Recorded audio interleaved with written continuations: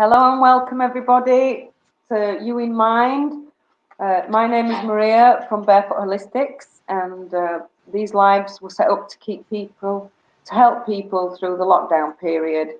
And today's special guest, we have Priscilla from the UK, who will be talking to us about nutritional advice for healthy mind and body.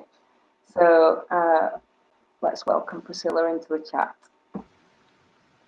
Welcome, Priscilla. Thank you for joining us today. There's nobody on yet, but it doesn't matter. We'll just continue anyway. Oh, you're frozen. No, you're there.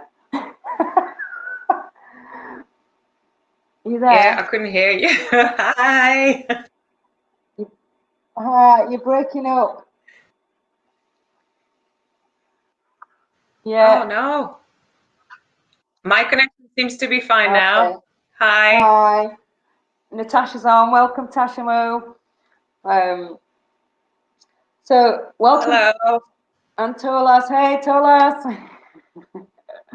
If you get your mobile phone, Priscilla, and put it at the side of you and go onto the YouTube, you'll be able to see the comments. Right. Okay. I don't know if you're on your laptop or not, but if you go onto the YouTube channel, you'll be able to see the comments.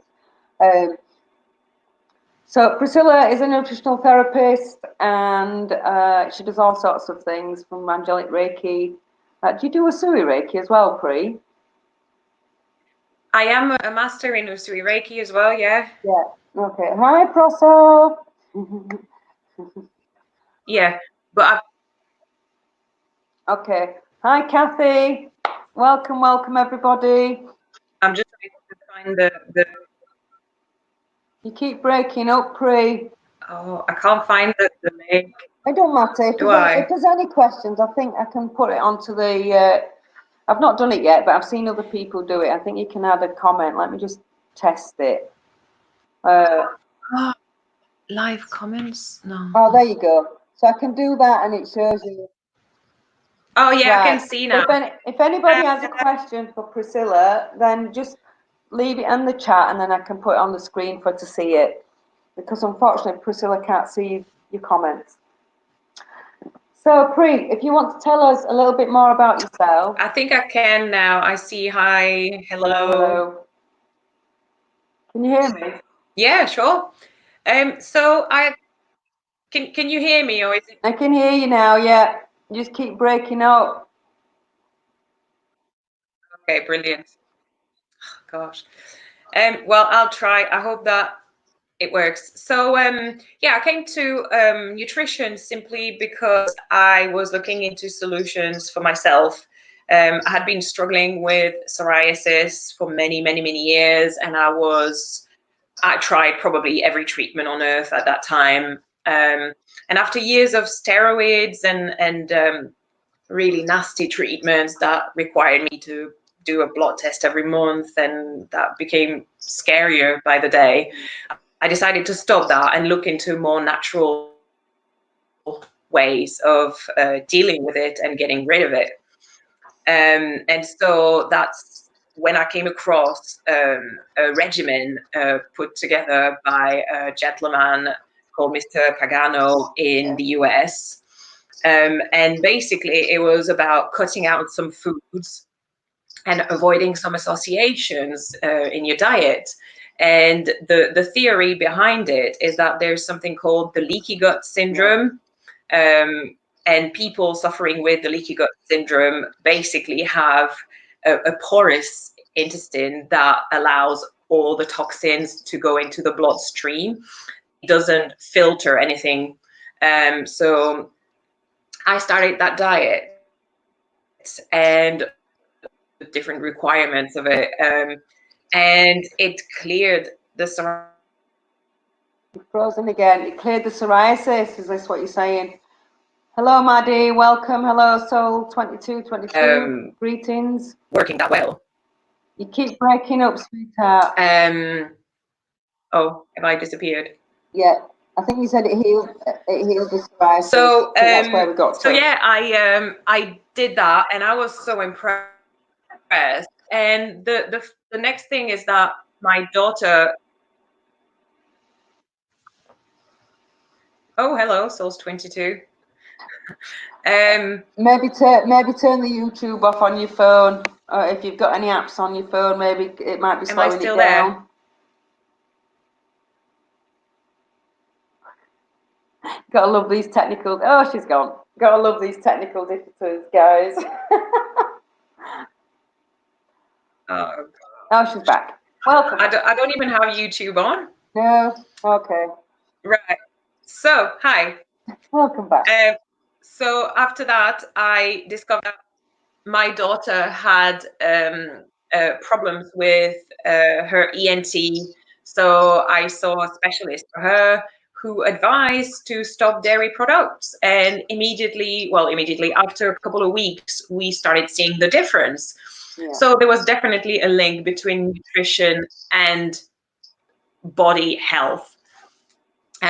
So from then on, I decided to study nutrition. Became a nutrition advisor. Oh God, I became a nutrition advisor, and now my goal is to help people feel better in their mind, in their body, and have a healthy relationship to food. Yeah. Yeah, I mean, food is very addictive, wouldn't you say? It is. Yeah. It is. There is something. There's lots of different factors in the way we deal with food, and there's the cultural factor, and you know, the fact that when depending on where you come from, the relationship to food is very different. I mean, I'm French, and in France it's like a proper event every time you sit at the table. It's a gathering, so with your family, your friends, and you have wine, and you have, I don't know how many dishes and courses, and that makes it something really important. It doesn't mean it has to be unhealthy. No. But it's really a ritual, and it's something that tends to disappear in our Western civilization as well. If you look at other civilization, they really tend to make a big thing of it, and we thank the earth for what we're eating, and you know, we take care of what we put in our bodies, and there's a whole thing around it.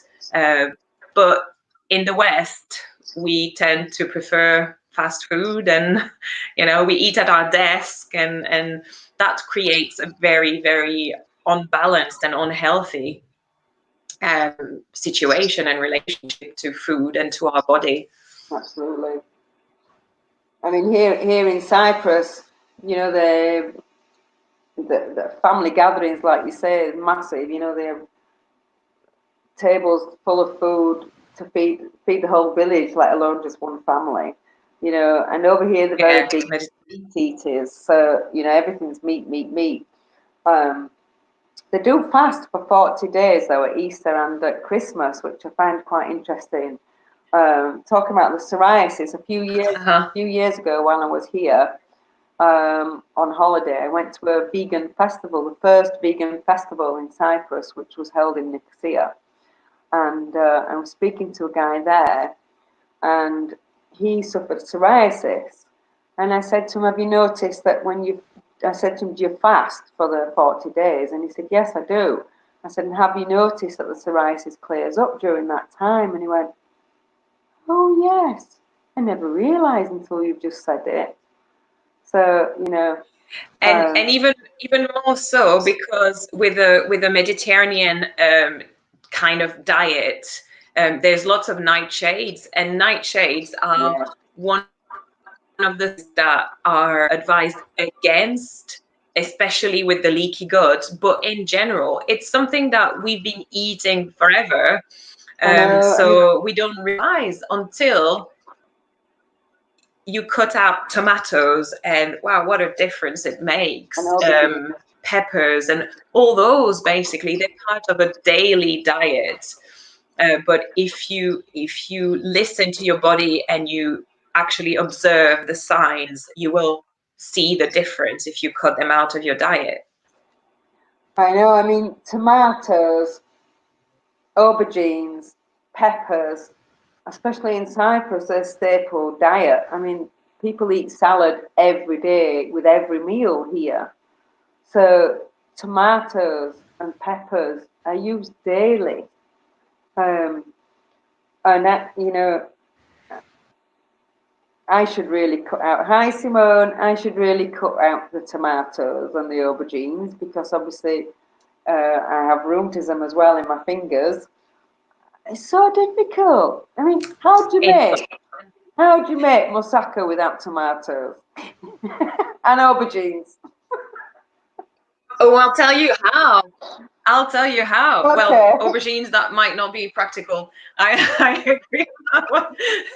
But there's lots of substitutions you can make. So I haven't had tomatoes or chocolate because chocolate is also inflammatory. But trust me, I was chocolate addicted. And I quit just before Easter. So I was preparing chocolate cakes for the kids and I was just smelling it and but I'm used to it now.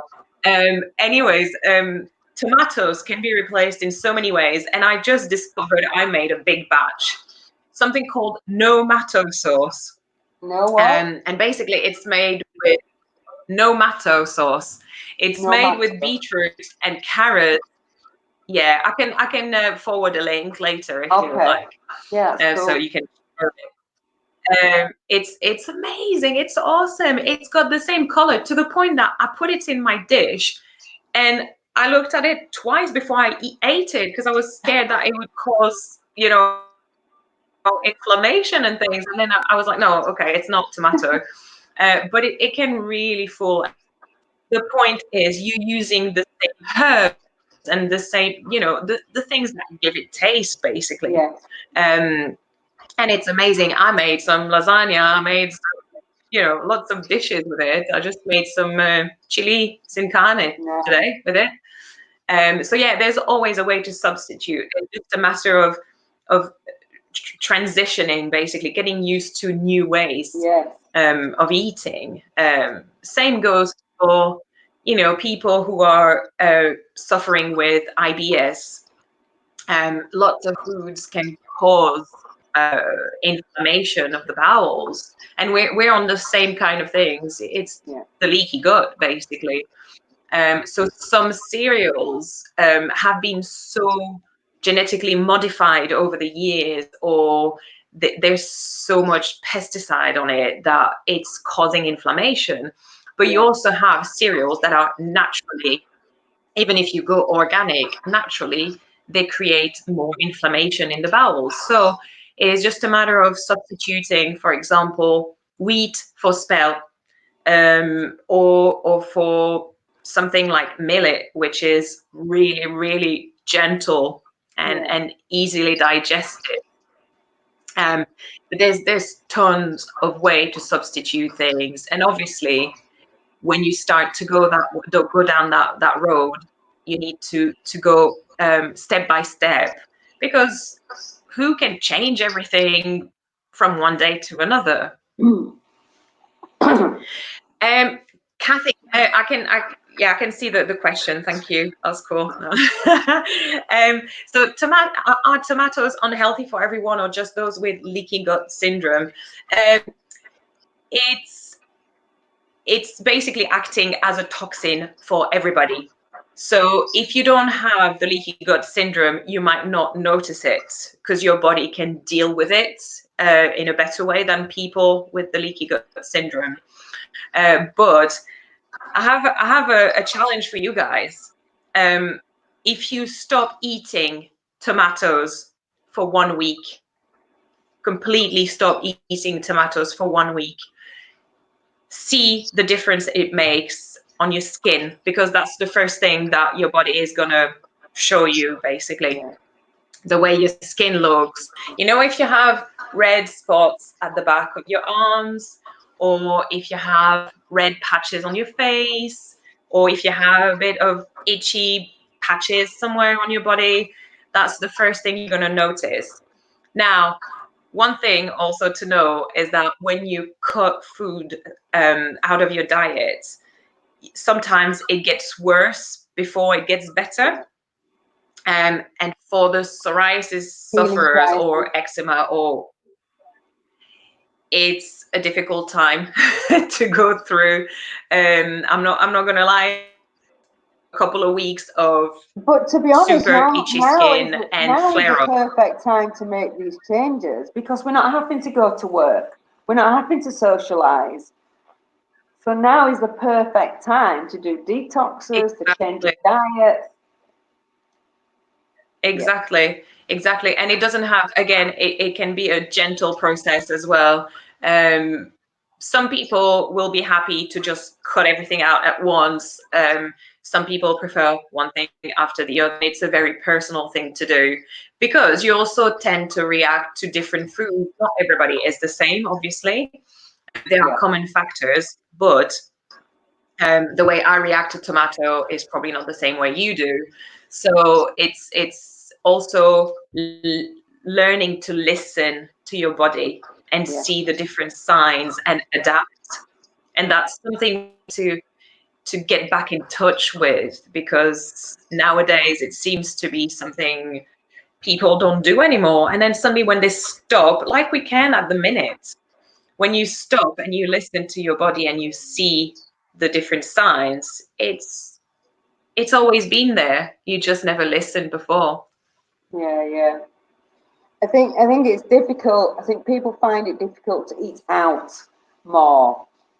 Well, I've noticed it more here in England. There's a lot more places that you can eat that provide a diet for like vegan, for example. Come on. But like here, everything's wheat. You know, they're bread with everything, salad with everything. Which salad in itself is not unhealthy. It's the tomatoes and the peppers and things that go into it. Yeah. And you know, and meat. I mean, I still eat meat. I'm guilty of that. I may apologise. But for like vegans and people who are trying to eat healthy, even vegetarians, there's not much option for people here. There are places that are opening up, but I think even in England, people still find it quite difficult.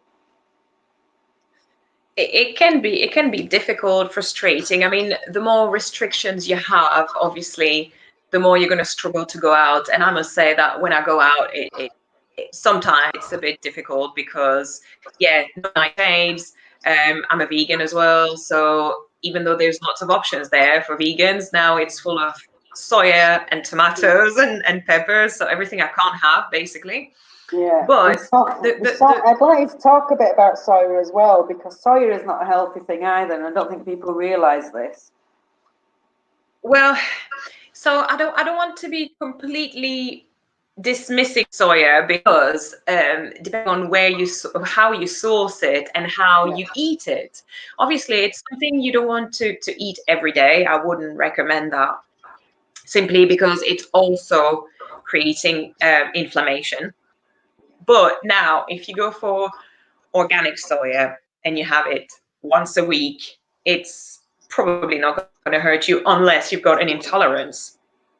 The funny thing is, I didn't realize I had an intolerance until I went for angelic Reiki, and and I was told, the belly, the funny belly you've had for weeks now, well, stop soya.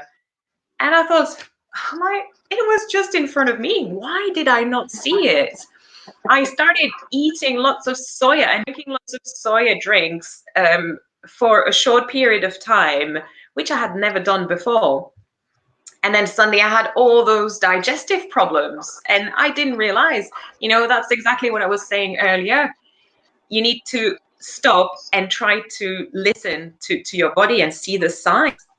Yeah, absolutely. So as long as it's always like that. If you go carefully and if you, the best way to notice what your body tolerates or not is probably to have a food diary. So you can write down everything you've eaten and then keep track of any symptoms you notice. Yeah. Food diary is a really good idea. So it's helping a lot, yeah, to identify.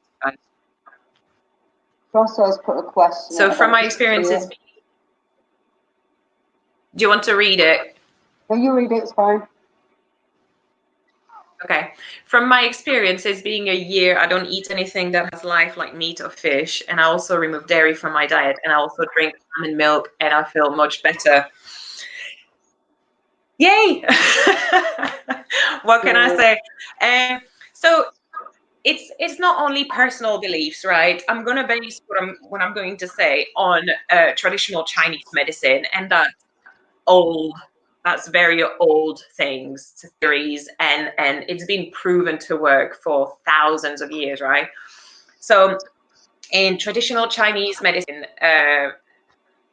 and in nutrition particularly, they look at the food in so many different, and I'm nowhere near a specialist in that, but what I find really interesting is that they say that where your food comes from, the way it's being treated, the way it's being grown or, fed or whatever, is giving a certain energy to your food.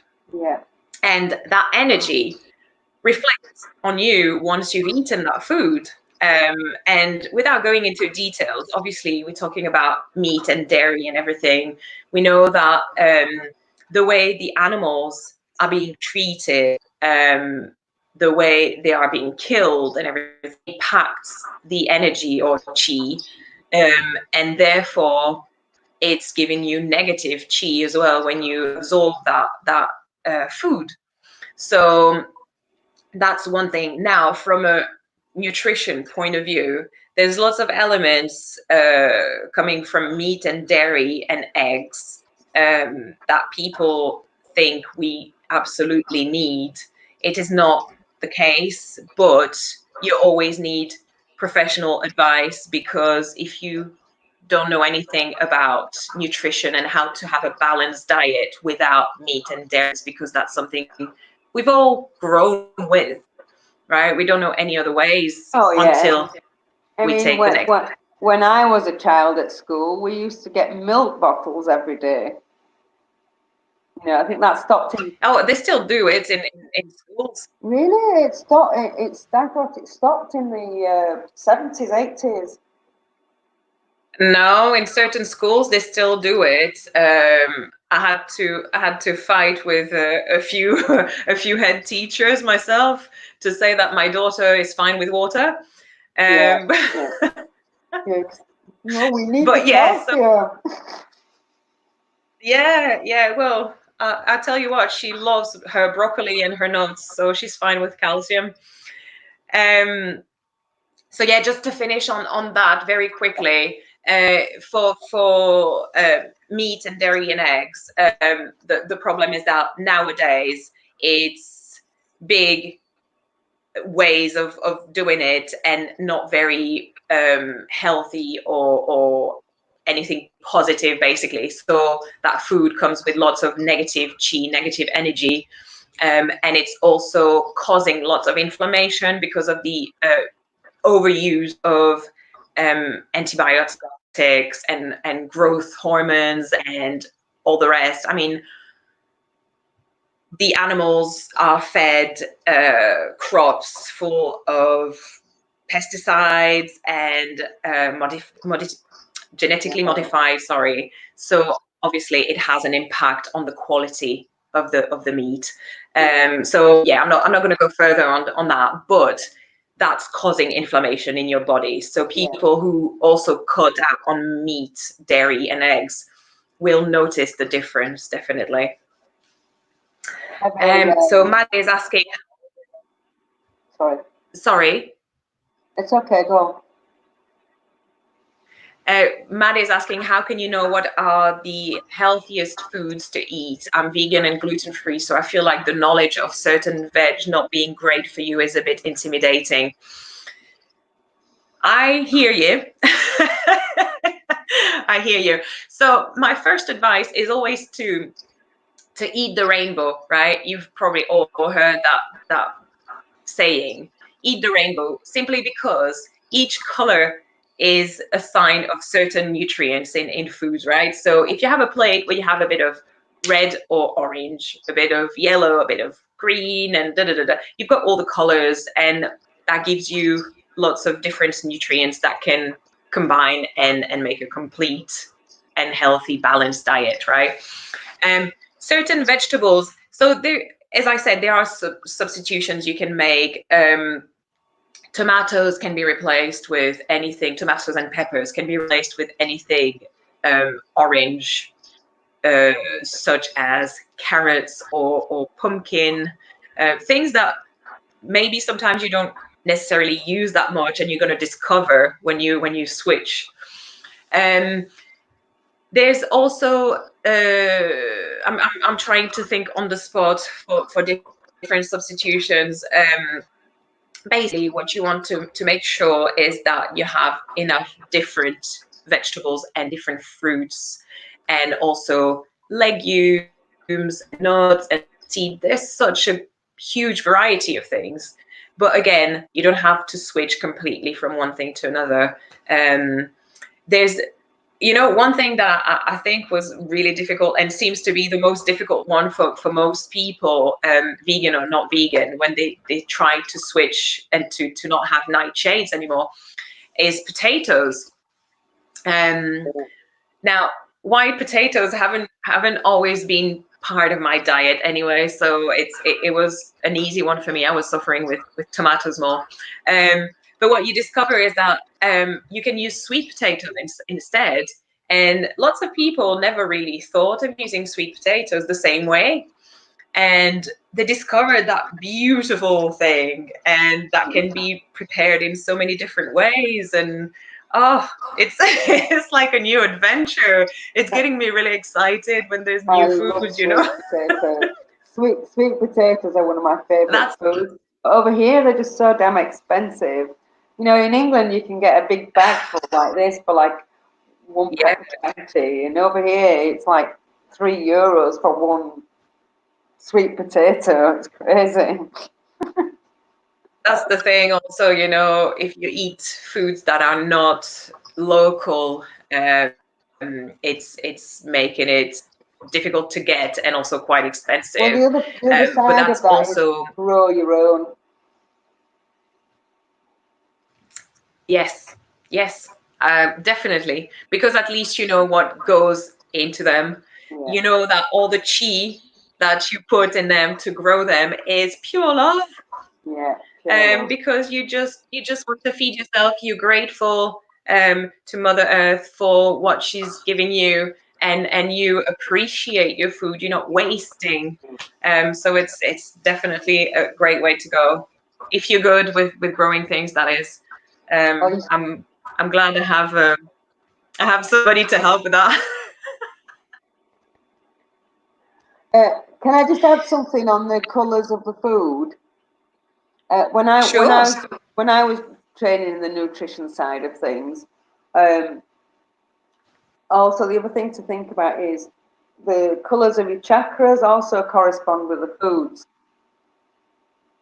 Yeah. Point actually. Yeah. Good point.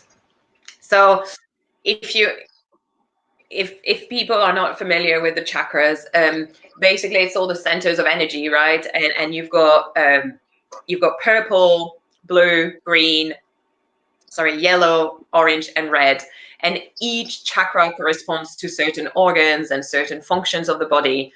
And that's a great way to holistically treat things as well, to put the foods in your body that seem to be needed the most in terms of rebalancing the energies of your body. Yeah, good point. So Prosser is saying, so the substitute of soya is actually toxic to use? As a question. Soya,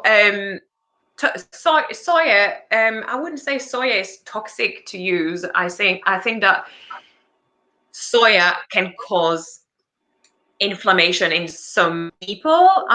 Lots of people eat it. If you look at the Eastern civilizations, they've been eating soya for thousands again, and they are pretty fine. I think it's probably due to the fact that it's produced in certain ways. So the way you source your soya.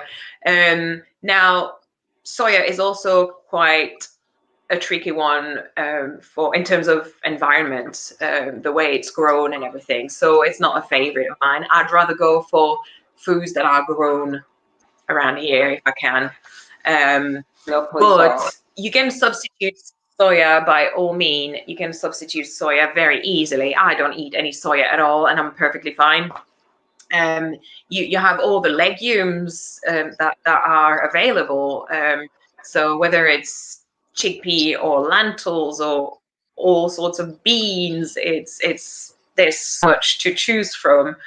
You can also, I've just discovered, my life is a great big adventure at the minute. So I've just discovered that you can make non-soya tofu. So I'm just on it. I'm on it. I'm not sure what it's going to be like, but yeah, basically you can make it with gram flour. And it's one of my favorite things as well. I can make kind of omelets with gram flours. It's amazing all the different things you can do. You know, you have to experiment a bit, and people's tastes are different, obviously. But yeah, I've got a whole family to experiment on, and so far, so good. They're all alive. They're all fed. Oh, brilliant! You'll have to share that recipe with us when you perfect it. Yes, will do.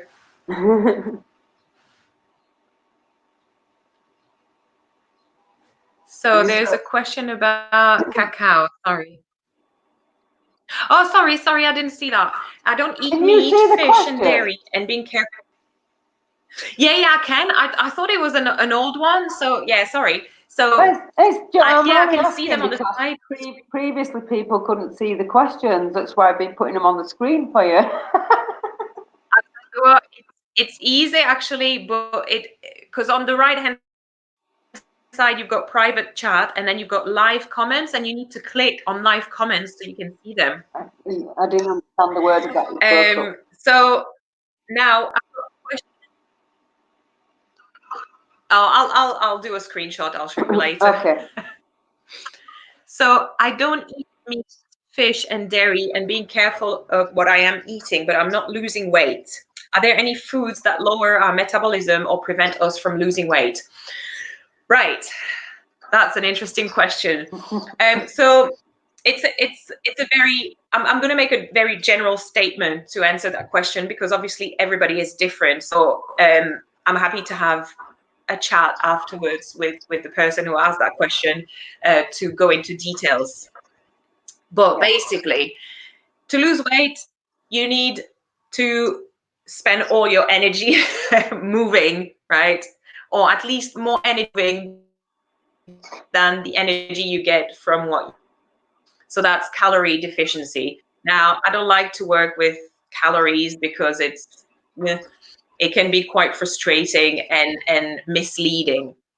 But basically, if you move your body a lot, then you can eat quite a lot. Now, being vegan or plant-based doesn't mean that your diet is healthy, right? Because you need to make sure that you've got plenty of food to have all the nutrients you need. Yeah. But you also have lots of junk food. And the most dangerous one, I think, is processed foods, because if you buy something that is ready-made, you have lots of fats that are not the right fats for your body, that your body cannot use at all for anything, and that it will just store. So trans fat, hydrogenated fat, things like that. And you've got lots of salt and lots of sugar. And again, lots of sugar that are not the ones that your body needs. So the idea is, if you're trying to lose weight on a plant-based or vegan diet, you need to make sure that you ideally prepare everything from scratch. And if you can't, then you need to start looking at labels. Yeah. And learn how to read labels. That's something I do in my sessions as well. I teach people, because it's something that lots of people are not aware of, and some find it difficult to read the labels. Obviously, they won't make it easy for us to understand. So you need to learn what's causing, well, an overload of calories, basically, an overload of energy. Now, if you're eating whole foods, you have less chance of putting on weight, or even not losing weight if you're doing it right. We also tend to eat lots of nuts and seeds and things like that. So as much as there are healthy fats that your body loves and can use, it's like everything else. If you eat too much of it, then the body doesn't have anything to do with it, so it just stores it for later. It's like everything in life, so isn't it? Everything in moderation. Exactly. And trust me, I'm a big nut butter addict, and I can eat it by the buckets, but then I know where it ends up. Yeah.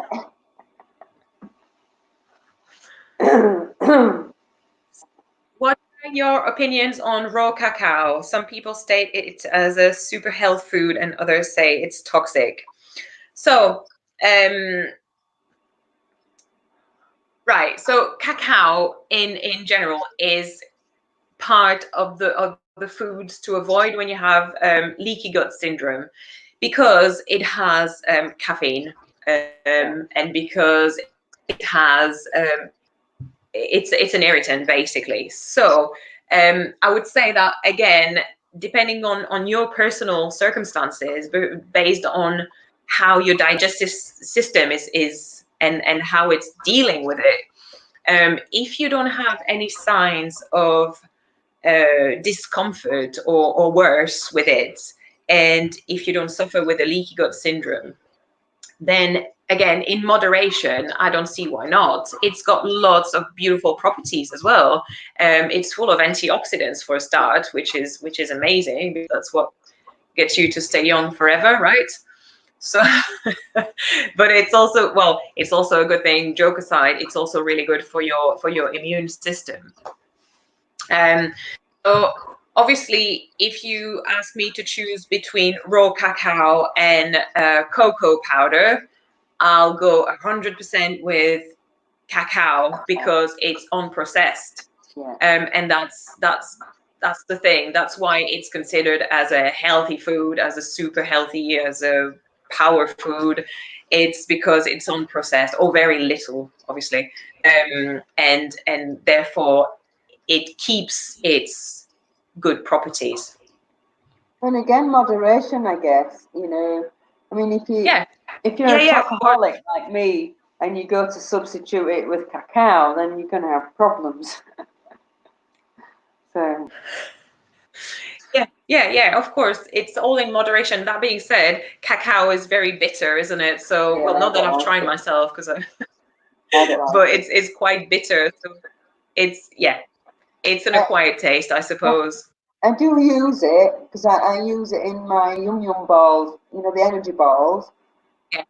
I use the nibs in place of chocolate chips, so I use it in them. But I mean, I may make them once every 3 months.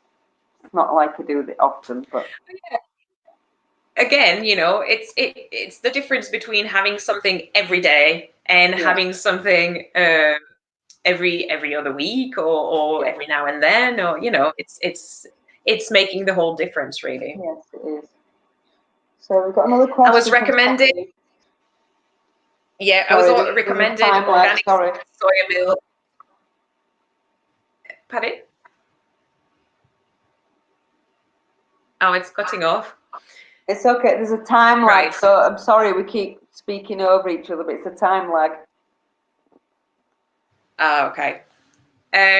So I was recommended organic soya milk to help with menopause. What alternative would you recommend? I would not recommend anything else, because I'm not a doctor.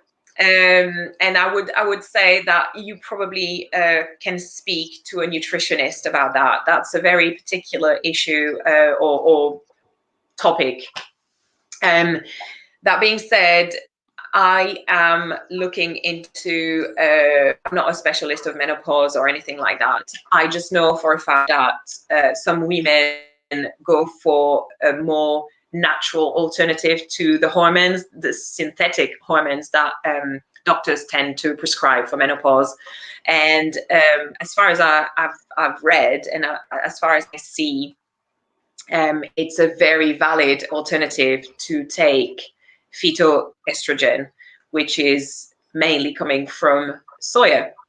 But there's also lots of debating around the fact that if soya can be used as a substitute for hormones in the menopause treatment, is it really healthy? And does it mean that people eating soya will have too much estrogen? And so there's lots of studies around that. I'm not a specialist at all. And I would say, you know, if you've been recommended that by a specialist, then by all means, go with it. But I can't answer that question. I'm not qualified for that, sorry. Okay. So we've got another question from Maddie. Does cacao affect your central nervous system like coffee does? Maddie, how much cacao do you eat, man? Because I would say that, yeah, if you eat a lot. So somebody might eventually produce a caffeine-free cacao. Yeah. Do you know, it's funny because it just reminds me that I had a friend who reacted to chocolate very strongly, and it would really give them a kick. Like proper, like, you know, they were on espresso, like 10 espresso at once. So I suppose that it can do that on people. Now, I believe that depending on how you use it, obviously, because generally it's cacao and cocoa, sorry, and not cacao. First of all, it's very diluted. All the properties, whether good or bad, are diluted, so it probably doesn't affect people that much. But if you're eating raw cacao by the spoon, then it might have that effect on you. Yeah. I guess, Maddie, the question is, have you already noticed an effect? Like, do you get hyper, or have you got some other symptom which warrants this Again, question? it's probably, I don't think there's as much recorded cases, but it's again, you know, coming back to what I was saying earlier, it's learning this it's learning to see the signs and listen to your body and see how you react to it. You love cacao. I would have guessed, Maddie.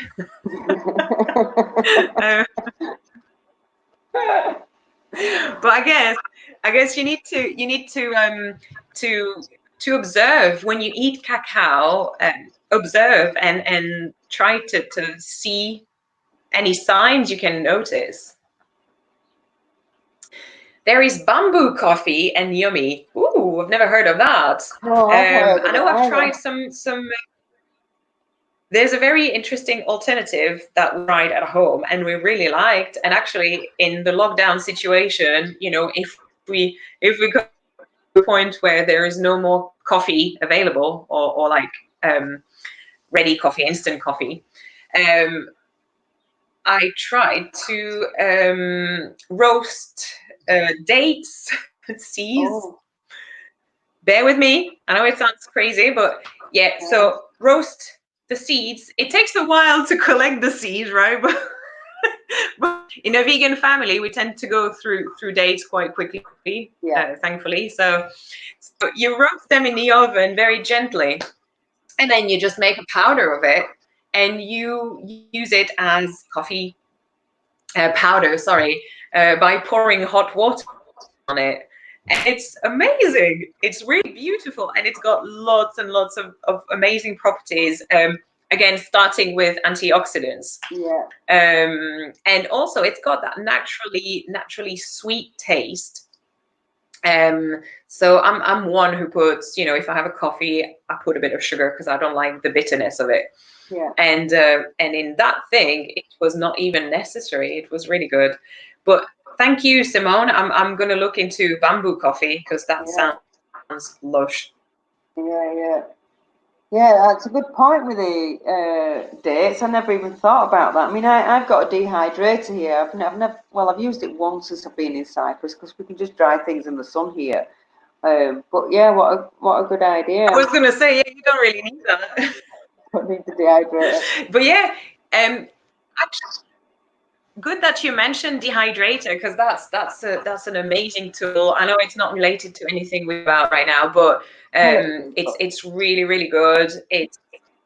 It's helping keep foods and also prepare them in different ways. I'll give you a very quick tip actually, because a friend of mine was messaging me yesterday to say, oh, I've got kale. I don't know what to do with kale. How do I feed kale to my kids? I love kale. Well, exactly, and that's the way I found to make my kids eat kale. Sorry, not crisps. They're fine with that. So I just mix my kale with lemon juice and powdered cashew nuts, right? Yeah. And a bit of nutritional yeast. Yeah. Mix everything. Put it in the dehydrator. Boom. You what? Sorry. I put a tiny little pinch of paprika in it as well. Ah, well, paprika is one of the things that I'm avoiding. So, you know,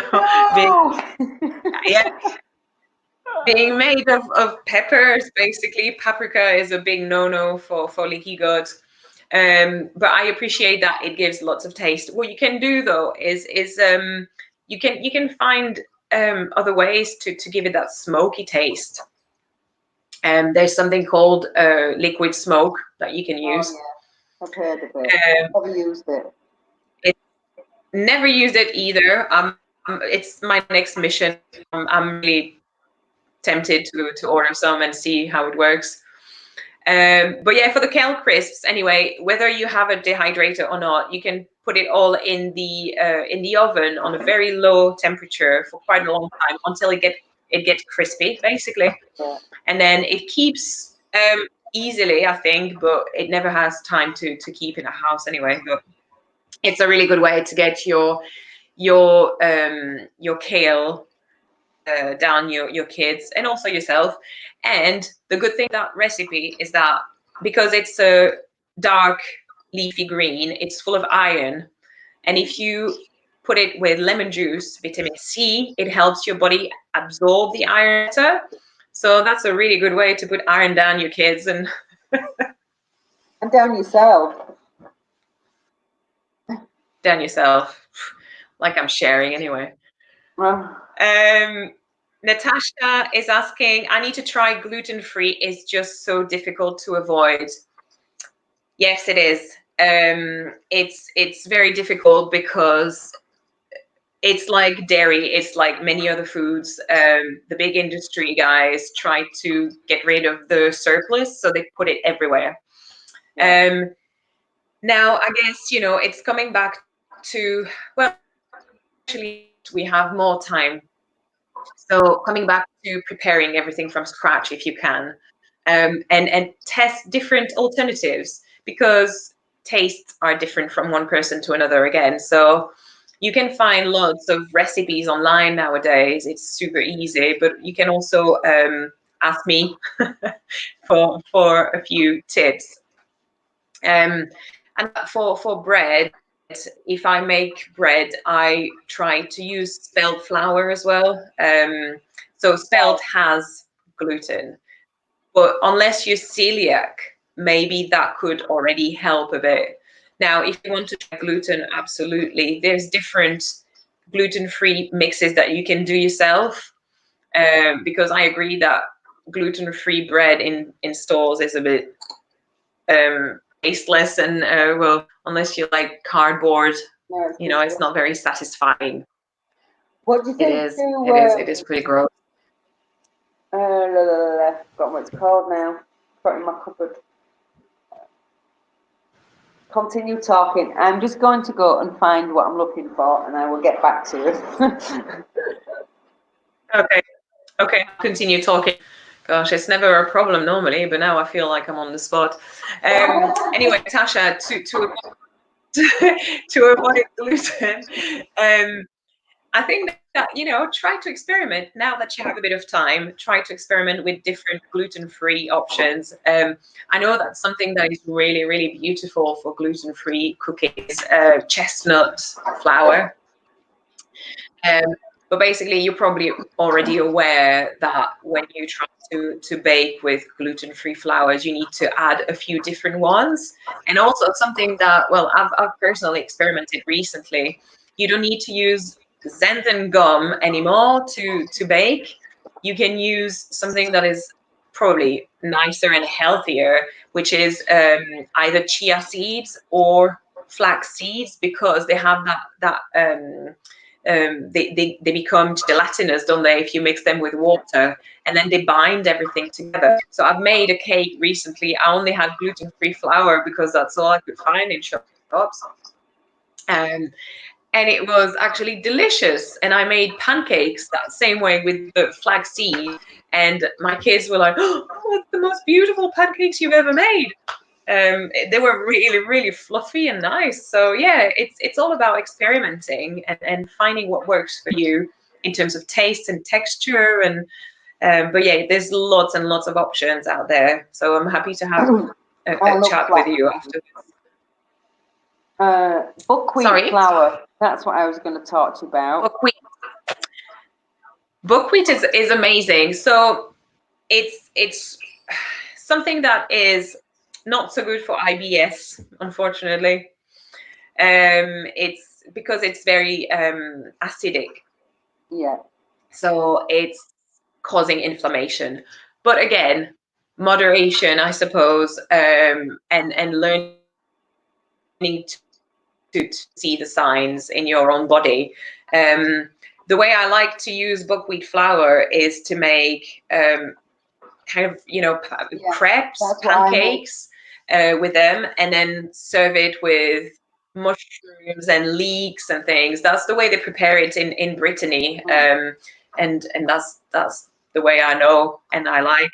And it's super easy as well, because you just mix it with water and that's it. Yeah, so and a bit of salt for those who. Maddie's asking, what do you think about fasting? What?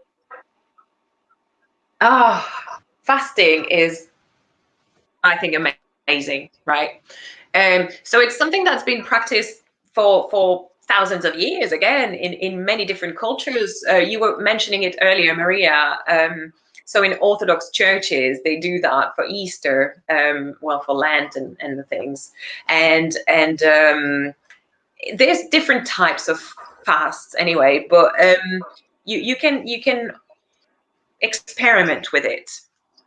I would say that it's something that you need to be really, it's a personal thing to do, right? So one thing will work for one person, one thing will work for another. I've tried personally different types of fasting, and it's amazing. It's really refreshing. You basically resetting your body, aren't you? Your digestive system. And I'll go even further with that. If you want to try fasting, what I would recommend to make sure that you really flush your system completely, quite literally, is to try colonics. Yeah. Because that's a good way to get rid of all matters in your intestines. I'm talking about poo there, but you know, it's part of the digestive process, and it's really important. If you have healthy guts, your body is healthy and your mind is healthy. There's a direct link between gut health and mental health, and it's been proven many times. So I think it's really important to look into that. Well, so yeah, fasting. The gut brain is they're saying the gut brain is more important than the brain, aren't they now? Yeah, it definitely has an influence. And if you've ever fasted, or if you ever did diet or special diets to detox and flush your system, then you will know exactly what it is all about. So one thing to be very aware of when you're fasting is you need to hydrate yourself. But again, you also need to listen to your body, right? So depending on how long you do it for, make sure you always have your GP backing up the whole thing. Make sure you don't have any deficiencies to start with, because you don't want to make it worse. But I would say intermittent fasting is a recent trendy thing, and it's actually quite effective. So you don't eat between certain times. Generally, it's including the night, so it makes it easier. But basically, you finish eating around 7 or 8 at night, and then you start eating again around 1 p.m. Doesn't mean that you have to catch up between 1 and 7, right? You don't eat twice as much. But what it does is that it helps your body digest everything properly, and it's not overloading your digestive tract, because that's just piling up. And it's a very good idea to keep active when you do things like that. Don't go and run a marathon, obviously, because you need more energy than that. But make sure you do gentle exercise, and you drink plenty of fluids, such as water, broth, and if you can do juices as well, where you put 70% vegetables and the rest in fruits,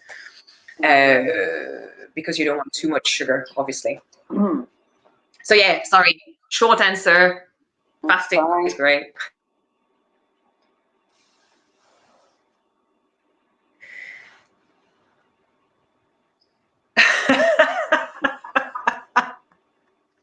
Okay. So,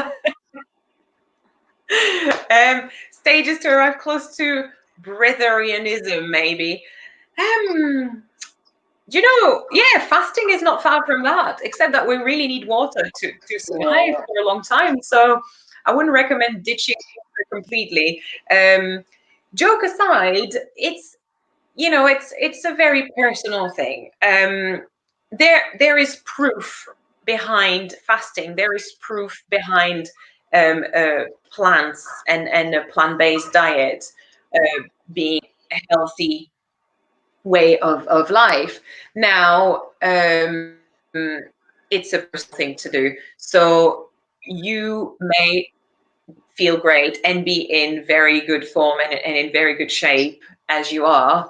There's nothing wrong with experimenting and trying to see, other options for yourself. I know somebody in the UK who's a breatharian, and it's not something you can just, it's not like going vegetarian.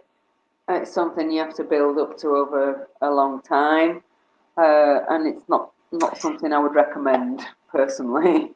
No, I would say it's also linked. It's probably more linked to a spiritual side of things, isn't it? Yeah, It's not like a diet or like a way of eating. It's a lot more than that. So yeah, you have yogis that don't eat and barely drink any water and things, but they're meditating most of the day, and they are training for a long time and very progressively. So yeah, no, it's not something that I advise at all. But they may only drink once a week, and they may only eat once a month. But they do eat and drink, just not like we do on a daily basis. So it's not something I would recommend. Yeah. No, certainly not something dandelion coffee. Yeah, I've heard of that. I still ought to find a spot where I can pick some dandelions and use them. But it's definitely something that's been used also for a very long time. Yeah, it's really nice. Dandelions have Yeah, dandelions have got properties that are, well, the bees know all about, but yeah, it has amazing properties. It's diuretic as well, so you know, if you have any kidney problems, be careful with it. But otherwise, yeah, it's an amazing gift from Mother Nature. Yeah, I dandelion. use chia seeds in water to stay hydrated. Right. Chia seeds are I feel like I'm saying that every food you're mentioning on this is amazing, but it truly is. Chia Yeah. seeds are brilliant because they help bowel movements. So they're full of fibers, right? As long as you crush them before you eat them, otherwise the body cannot digest. They don't. It's too easily digested. Sorry, so the body doesn't get the nutrients if you don't crush them. So to stay hydrated, actually, I would say that it's actually the opposite that happens when you eat flax seeds. You need to make sure that you drink plenty of water because, as explained before, they're absorbing all the moisture that you put them with.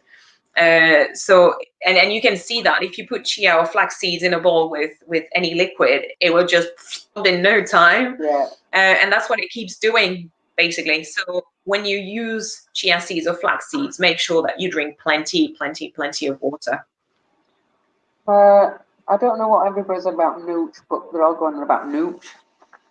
Tasha says nooch is life. Ooh, nutritional yeast. Oh yeah. Nutritional yeast. It's like Oh, I need some. it's a lifesaver Mine for got vegans. infected with ants. Oh I know. I missed no. them for years. Can you find it in Cyprus? Possibly. I've not looked yet. I need to go to one of the big supermarket chains, I think, to have a look. So Frosso says, what is your opinion of drinking first thing in the morning, water with lemon juice? Yes. I love that idea. I know it works for me. Yeah. I know it doesn't work for everybody. Because basically it's supposed to rebalance the pH in your body, right? To some people, it can cause some damage. So I would say, again, it's something that you need to do with a backup of a nutritionist or a GP, and make sure that you don't have any deficiencies or issues before you start that. And also, again, observing. So if you do it for a week, you will soon see signs if you don't cope with it very well. One sign that it's not working for you could be white stains on your nails.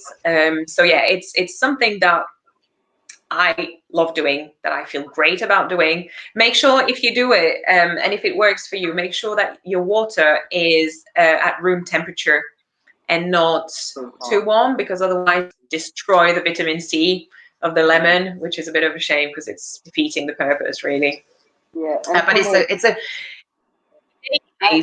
in any case, drinking a big glass of water with or without lemon juice first thing in the morning and wait till you eat something. As a rule, always wait at least 30 minutes before and after you've had a drink to eat something.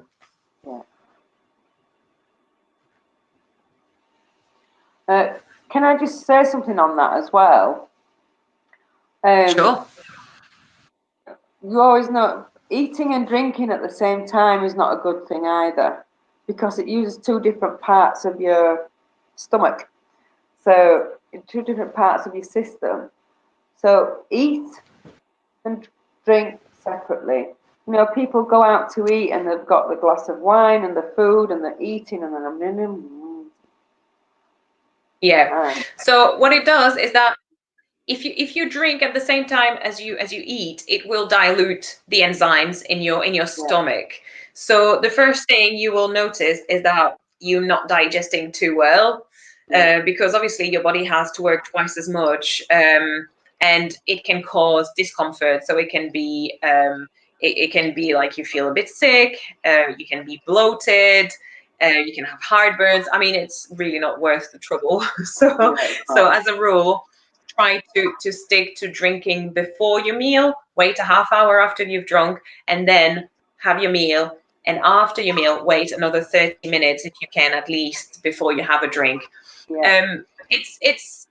It's new habits again to put in place, and it's not that easy. You need to remind yourself to do it, but once you've put that in place, you will notice the difference that it makes, and it's really beneficial. Yeah, I think, talk about the food diary earlier as well. You could always, write these points down as a reminder, and you can always replay the video back later as well if you've forgotten anything. Yeah, right, it's we're gonna have you know, to when I changed my diet, I went to sorry. It's fine, go. I think it's always a good idea. I'll be very quick, but it's always a good idea if you want to change certain aspects of the way you eat, or your relationship to food and stuff. There's nothing wrong with putting notes, around the house or where you prepare your food. So I know that I was, trying to avoid certain combinations of food for the leaky gut, and it's not something that you do naturally if you've not been taught that way. So I was just putting it everywhere around my kitchen. I was like, okay, so this cannot be with this cannot be with this, and I was just referring to it regularly until it just sunk in, and I didn't need those papers anymore. But yeah, it's a good idea by all means. It's like there's an app you can put on your phone to remind every, I don't know, you set it up however you want. But it's also a great idea. We have all sorts of tools at our disposal nowadays, so it's worth using. Yeah. No excuses, people. No excuses.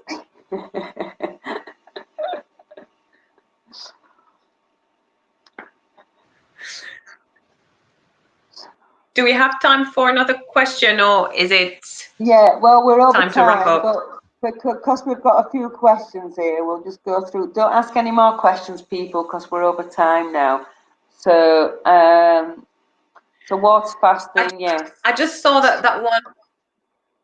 I one from Maddie where it says, can legumes cause digestive discomfort if they are cooked properly? Could you recommend the best way to cook them? Sure. Yes, it does, definitely. And that's something that everybody has in common. It's basically something that's being released by legumes. If you don't cook them properly, if they're not soaked before cooking, it's a toxin basically. So yeah, it will hurt, and then it will people around you. So generally, what's advised is to soak your legumes, unless it's like very, very small lentils, for example, that don't need soaking for too long. But it's always a good thing to wash them anyway. And after you've soaked them, you cook them for a very, very, very long time. They need to be soft. And what I do is generally when I cooked my own, I change the water in the middle of the cooking, just to have a clean water, right? If you buy your legumes already cooked, always recook them, because they're never perfectly cooked. So put them again in clean water. I rinse them, I wash them, and then I put them to cook for another 10 or 15 minutes, depending. But it's always a good thing to soak and then cook for a long time. Another tip for if you don't have a pressure cooker, which is the best way. Pardon? Sorry, it's because of the time lag. Go. Sorry. No, I was just going to say the best way is to cook them in a pressure cooker to reduce the time of cooking, basically. But if you don't, what you can do is soak them with a bit of bicarb in the water. And once you've soaked them in bicarb water, then you can cook them a bit easier. Yeah. That's it. I'm done. Sorry. No, it's fine. That's what I was going to say. Another tip is bicarb, but you said it. So. Yeah. Isn't keeping the body alkaline much healthier?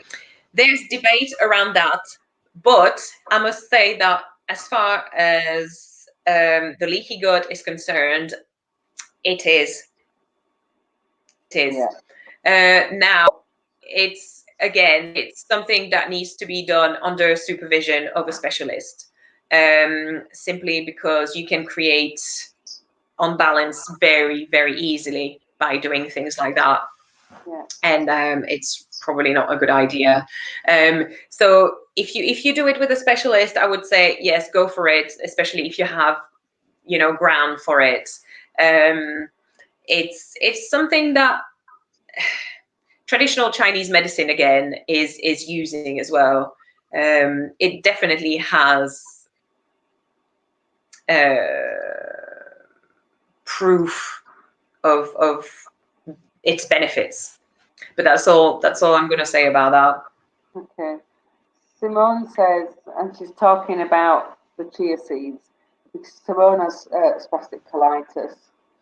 So any tips you can give to Simone for spastic colitis? I mean, she takes mallow root, which is helping.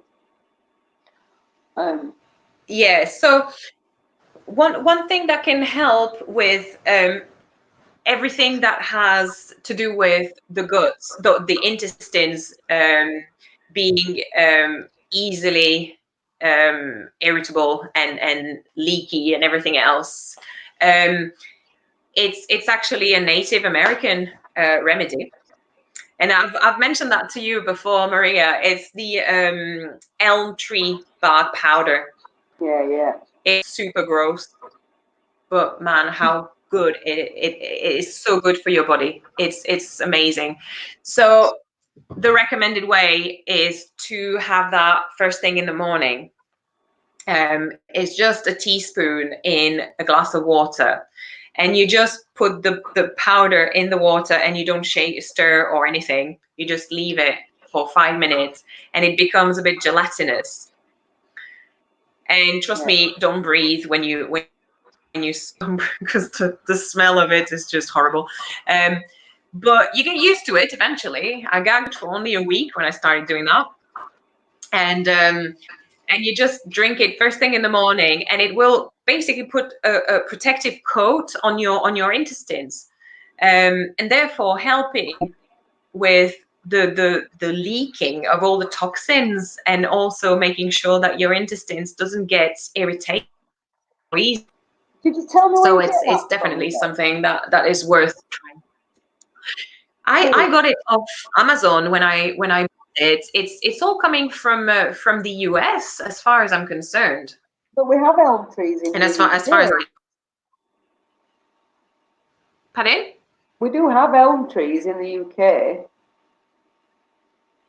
It's a specific one. I'll send you a link if you want to share it afterwards. I'll send you a link to give you the details. But yeah, I know that specific.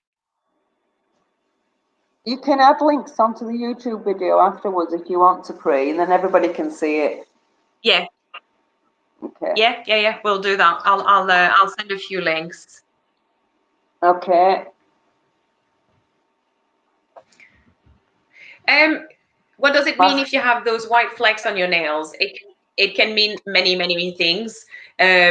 Mostly it can be deficiency or too much of something, which is why I said if you go into fasting, or if you do a very radical change in your diet, you always need to do it with a professional helping or supervising. And obviously you need to make sure that you've got all your nutrients on point. I've lost you. I've lost you. Say that again. Hello. What, for the answer to Maddie's question? Yes. Hello. You said it can be. I can hear you. Okay. You said it can be either something too little or too much, and always check with your doctor. I think that's what you said. Yes, that's what I said. Basically, it can be many different things. Too many of one nutrient or too much, sorry, or not enough. So always check with a professional before you do it. Lost you again. Okay. Well, I think it has been. Not sure what's going on. I think it's because we've gone over time. Oh, somebody's just joining now. Hello, Kevin. We're actually closing up now, unfortunately. But you'll be able to see the replay on YouTube. Thank you, everybody, for joining us. I'll send a few links. Yeah. Thank you very much for all your questions. Okay, slippery. Yeah. Slippery elm. Yes, slippery elm. Yeah. Thank you. Hello and welcome from Iran. Thank you everybody for joining us today. If you found this video helpful, please subscribe and like, and please share it around with anybody if you think that it can help anybody. And I'm sure we'll have Pri back again at another time, because Pri does other things other than nutritional advice. And I will be... That would be my pleasure. Thank you very much for having me. Actually, your partner's going to be with us in a couple of weeks, Mark, teaching us some Qigong. Qigong. Yes, I'm looking forward to that. So on Wednesday, if anybody is interested, we'll be holding a meditation. There's only 6 people. 6 people. It's very limited to 6 people because of this setup that I'm using. I think there's 3 places left. So if you want to find out more about that, head over to my page on Facebook, which is Barefoot Holistics, and hopefully we'll see you there. And next week on Monday, we've got Sarah, and she's not quite sure what she's going to be doing with us yet, bless her, but she's she does a lot of nature work and takes people out on tours into nature, so that should be really interesting as well. So thank you again, Pri. Thank you, everybody. Thank you, Maria. Looking forward to the other streams. Thank you, Tolas. Good vibes. Thank you, Catherine. Thank you very much. Thank you, Simone. Thank Cheers, you, guys. Bye. Namaste. Namaste. Bye-bye. Namaste.